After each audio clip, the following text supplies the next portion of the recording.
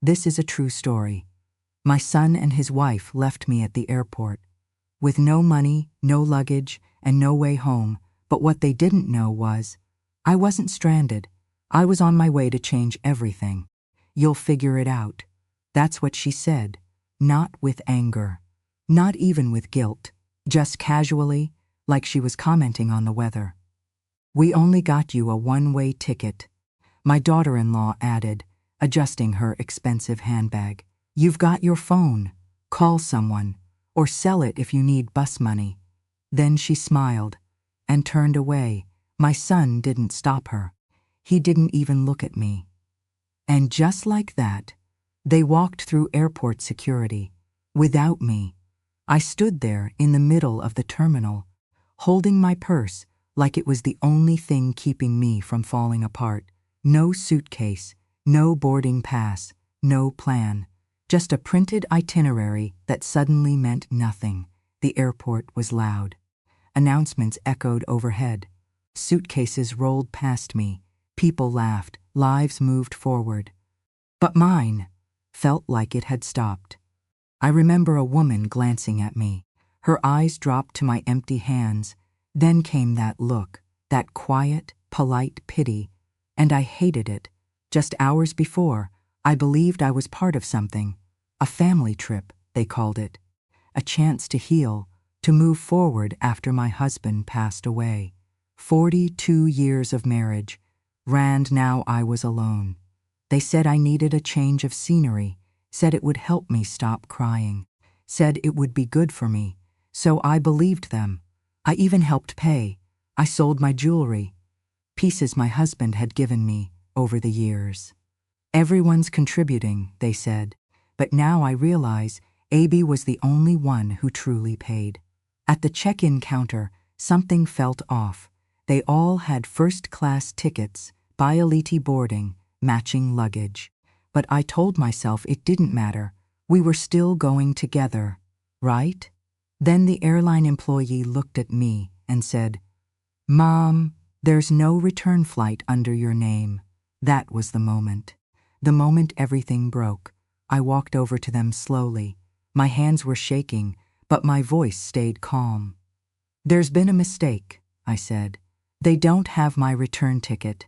My son hesitated, just for a second, then he forced a smile. "Oh, yeah," he said. "We thought you might want to stay longer." Stay longer? I hadn't packed for longer. I hadn't planned for longer. I hadn't agreed to longer. Before I could respond, she stepped in again. "We didn't think it was a big deal," she said. "You're retired. You have time." Time. That word hit harder than anything else. Like my life didn't matter anymore. Like my time was worth less than theirs. "I thought this was a family trip," I said quietly. She shrugged. "It is. Just flexible, flexible. That's what they called it. Not abandonment, not betrayal. Flexible." I looked at my son, hoping, just hoping, he would say something, fix it, defend me, anything. But he didn't. He just looked away. That silence said more than words ever could. Then she zipped her bag and said, "We need to go. Boarding starting." And they left. No hug, no apology, no hesitation, just gone. I sat down on a bench nearby, not crying, not yet, just empty. For a moment I thought about calling someone, but who? Who do you call when your own family leaves you behind? So instead, AB reached into my purse and pulled out something I hadn't thought about in years. A small envelope. Inside it was a business card. It belonged to an old friend of my husband's. A lawyer, someone who once told me, "If you ever need anything, call me." At the time, I never thought I would. But now I needed more than help. I needed control, so I called. When he answered, I didn't explain everything. I didn't cry. I didn't ask for sympathy. I just said, "I need to change my will." There was a pause. Then he said, "Come in." That was it.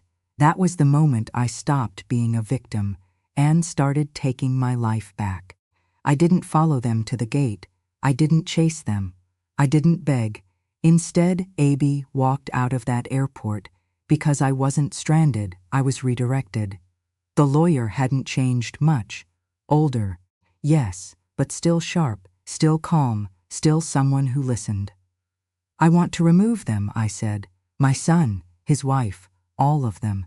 He didn't question me. He just nodded, and we began. Line by line, we erased them. Everything they thought they would inherit.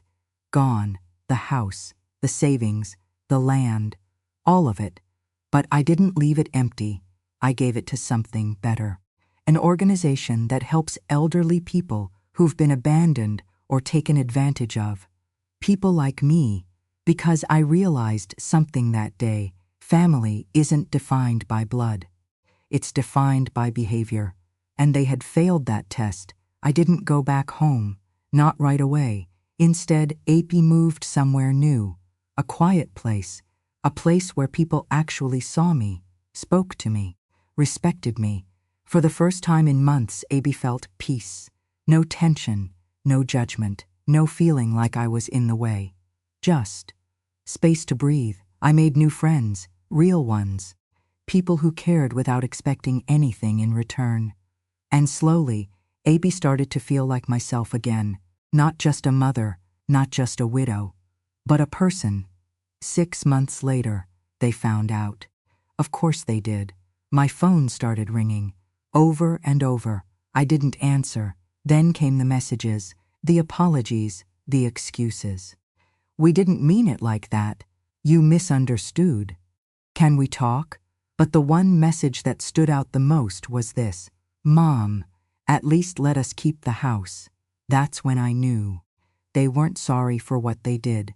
They were sorry for what they lost. And there's a difference, a big one.